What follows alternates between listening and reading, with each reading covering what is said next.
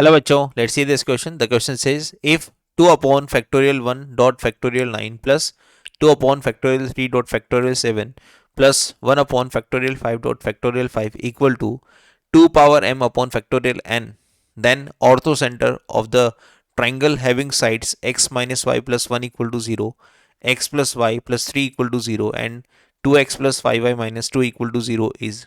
देखिए बच्चों, आपको क्या दे रखा है। एक आपको इस ट्रायंगल का ऑर्थो सेंटर निकालना है। इस ट्रायंगल की तीनों साइड्स आपको बता रखी है, ये वाली और ये वाली तीनों साइड्स आपके पास है। तो इस ट्रायंगल का आपको क्या निकालना है, ऑर्थो सेंटर निकालना है। अब जो ऑर्थो सेंटर के जो ऑप्शन हैं वो एम और एन की फॉर्म में दे रखे हैं, जैसे कि देखो ए ऑप्शन में, बी ऑप्शन में, सी एंड डी ऑप्शन में, सभी में एम एन का यूज ले रखा है।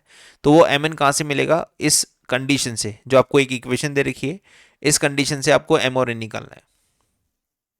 तो सबसे पहले अगर हम यहाँ पर बात करें तो ये वाली लाइन L1 है, ये वाली लाइन L2 है और ये वाली लाइन L3 है। ठीक है। अगर मैं एक राइट एंगल ट्रायंगल, क्योंकि बहुत सारे ऑर्थो सेंटर बन सकते हैं, बहुत सारी सिचुएशन हो सकती है। एक राइट एंगल ट्रायंगल के लिए अलग सिचुएशन होती है, एक्यूट एंगल ट्रायंगल के लिए अलग सिचुएशन होती है और ऑब्ट्यूज एंगल ट्रायंगल के लिए अलग सिचुएशन होती है। ठीक है। हम जानते हैं कि अगर कोई ट्रायंगल 90 डिग्री बनता है, मतलब एक राइट एंगल ट्रायंगल बनता है, तो उसका ऑर्थो सेंटर जो होता है वो उसके वहाँ होता है जहाँ पर दो लाइंस 90 डिग्री पर मिलती है। जैसे ये मान लेते हैं L1 है, ये मान लेते हैं L2 है। अगर ये दोनों 90 डिग्री पर है, दोनों लाइन परपेंडिकुलर है, तो इस ट्राइंगल का ऑर्थो सेंटर यहाँ पर इनके पॉइंट ऑफ इंटरसेक्शन पर होगा। ठीक है। तो यहाँ पर L1 एंड L2 ये दोनों क्या है, ये दोनों परपेंडिकुलर लाइंस,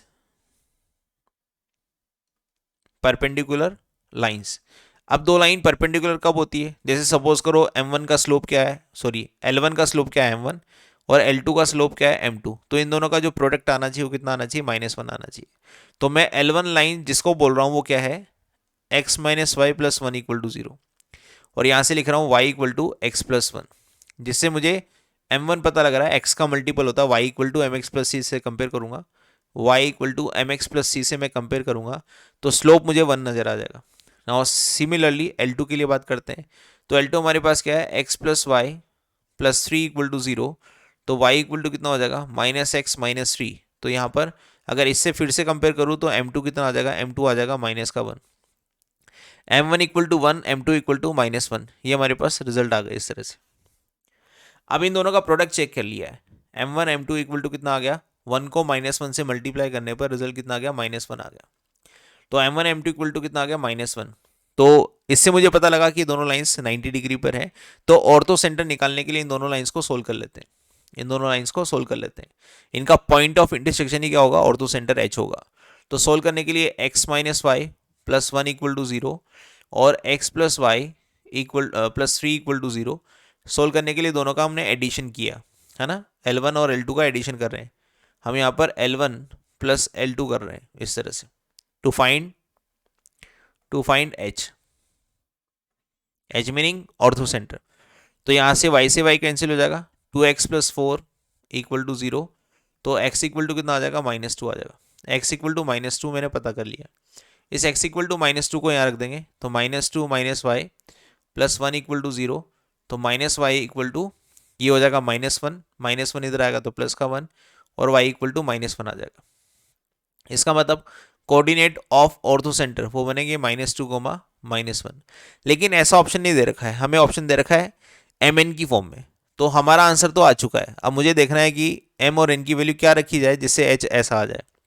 उसके लिए गिवन कंडीशन या गिवन इक्वेशन को हम लिख लेते हैं एक बार, 2 अपॉन फैक्टोरियल 1 अपॉन फैक्टोरियल 9 इस तरह से, plus 2 upon factorial 3 factorial 7 plus 1 upon factorial 5 equal to 2 power m upon factorial n आपको दे रखा है।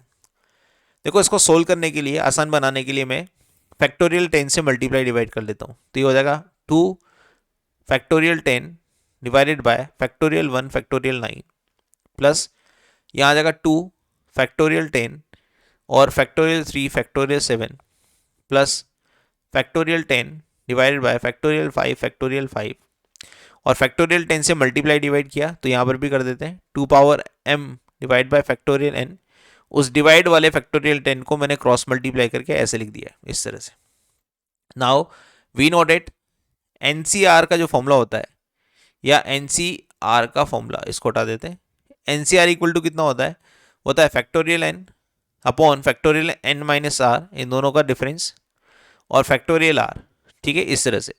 तो बेसिकली अगर मैं देखूँ ना इस वाली चीज को, इसको देखिए और फिर इसको देखिए, इन सबको अगर आप देखेंगे ना, ये जितने भी आपके पास लेफ्ट हैंड साइड में फैक्टोरियल दे रखे हैं, इससे आपको एनसीआर की फीलिंग अगर देखेंगे, कंपेयर करेंगे, तो ये जो फर्स्ट वाला है ये आपको नजर आ रहा है 2 टाइम फैक्टोरियल 10 फैक्टोरियल 1 फैक्टोरियल 9, जिसको मैं 10c1 लिख सकता हूँ।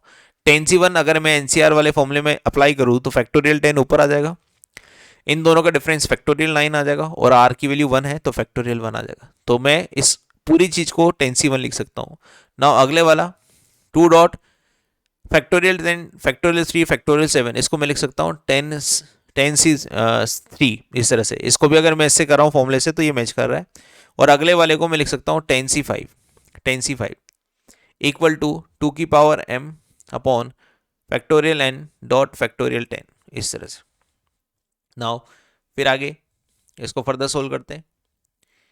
तो यहां पर 2 डॉट फैक्टोरियल 2 डॉट 10c1 लिखा है, तो इसको मैं ऐसे लिख सकता हूं 10c1 प्लस 10c1। ठीक है, तो 10c1 को मैं बाद में लिखूंगा। नाउ अगला क्या आएगा 10c3, इसको भी मैं 2 से मल्टीप्लाई करके देख रहा हूं, तो इसको कैसे लिख सकता हूं 10c3 प्लस 10c3। फिर अगला वाला क्या है 10c5। अब मैंने यहां पर जो 10c1 है ना और 10c3 है, तो 10c3 को मैं इस वाले फॉर्मूले से nCr equal to nC n minus r, इस वाले फॉर्मूले से मैं कैसे लिख सकता हूँ 10c3 को लिख सकता हूँ 10c7, इस तरह से। और 10c1 को मैं लिख सकता हूँ 10c9 इस वाले फॉर्मूले से। तो यहाँ पर मैंने 10c3 को, जो एक और बचा था ना 2 से मल्टीप्लाई था, तो एक और एक्स्ट्रा बचेगा, तो उस 10c3 को मैंने क्या लिखा 10c7 लिख दिया, और 10c1 को क्या लिख दिया 10c9 लिख दिया, इस तरह से। और ये किसके बराबर, ये बराबर चल रहा है 2 की power m upon factorial n और फैक्टोरियल 10, इस तरह से। अब यहां पर हमारे पास क्या है, केवल 10c1 10c3 10c5 10c7 10c9 चल रहा है। तो एक फंडा हम देखते हैं, अगर मैं 1 प्लस एक्स की पावर n 1 प्लस एक्स की पावर 10 का एक्सपांशन करूं तो 10c1, फिर आएगा 10c2 x, और ये कब तक चलेगा 10c10 x की पावर 10 तक चलेगा। सिमिलरली 1 माइनस एक्स की पावर 10 का एक्सपांशन करूं तो क्या आएगा 10c1 माइनस 10c0 10c1, थोड़ी मिस्टेक हो गई यहाँ पर, इसको सही कर लेते हैं। 10c0 से स्टार्ट होगा एक्सपांशन, जो भी एक्सपांशन स्टार्ट होगा, और यहाँ आपके पास 10c0 से 10c1 10c2 इस तरह से हमारे पास एक्सपांशन चलेंगे। तो ये आएगा 10c1, यहाँ आएगा आपके पास 10c0, यहाँ आएगा 10c1 माइनस का, और यहाँ x आएगा, फिर आएगा 10c2 एक्स स्क्वायर। और ऐसा कब तक चलेगा, ऐसा चलेगा आपके पास 10c10 और x की पावर 10, चूंकि x की पावर 10 है ना, तो यहाँ पर इसका जो मल्टीपल बनेगा वो प्लस का बनेगा। अब मुझे चाहिए 10c1, है ना, 10c1 चाहिए 10c3 चाहिए, तो आप दोनों का क्या कर दो डिफरेंस कर दो, इन सबका डिफरेंस लेने पर। तो डिफरेंस लेने पर साइन बदल जाते हैं, आपको सभी को पता है, डिफरेंस लेने पर साइन बदल जाते हैं। तो इन दोनों का तो क्या हो जाएगा 1 प्लस एक्स की पावर 10 और माइनस 1 माइनस एक्स की पावर 10।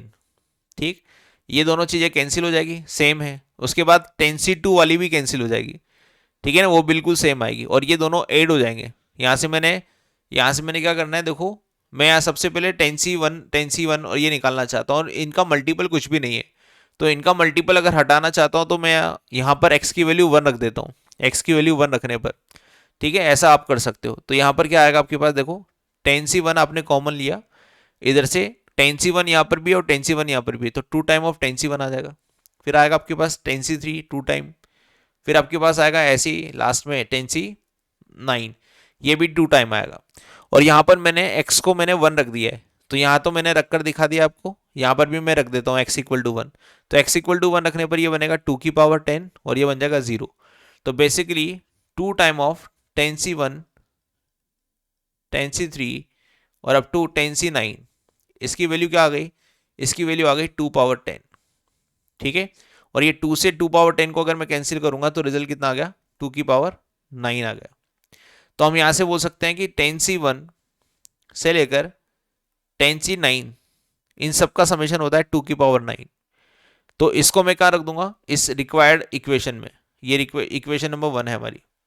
तो इक्वेशन नंबर 1 में 2 की पावर 9 इस पूरे समेशन की जगह रखने पर तो ये बनेगा 2 की पावर 9 इक्वल टू 2 की power m factorial n divide में और फैक्टोरियल 10 मल्टीप्लाई में। इस तरह से अगर मैं इसको कंपेयर करूं तो m की वैल्यू तो मुझे आ रही है नजर 9, m तो 9 होना चाहिए ताकि 2 की पावर 9 बराबर हो जाए, और n की वैल्यू मुझे नजर आ रही है 10 ताकि फैक्टोरियल 10 से फैक्टोरियल 10 कैंसिल हो जाए। तो फाइनली इस क्वेश्चन को करने के लिए हमें m की 9 वैल्यू पता लगी और n की 10 वैल्यू पता लगी। अब मेरे को ऑर्थो सेंटर चाहिए -2, -1। तो -2, -1 किससे मिल रहा है वो देख लेते हैं। m की वैल्यू अगर मैं यहाँ पर इस वाले में रखता हूँ 9 तो ये बन जाएगा 18 और ये बन जाएगा 20 माइनस का। तो 18 -20 -2 मेरी रिक्वायरमेंट है, और सिमिलरली यहाँ पर 9 -10 -1 ये भी हमारी रिक्वायरमेंट है। इसका मतलब ऑप्शन नंबर ए हमारा बिल्कुल मैच कर रहा है हमारे आंसर से। सिमिलरली इससे भी देखते हैं 2m -2n ये भी -2 दे रहा है, लेकिन ये वाला नंबर क्या दे देगा, ये वाला नंबर दे देगा आपको 10 -9 मतलब प्लस का 1 दे देगा। आपको +1 नहीं चाहिए, -1 चाहिए।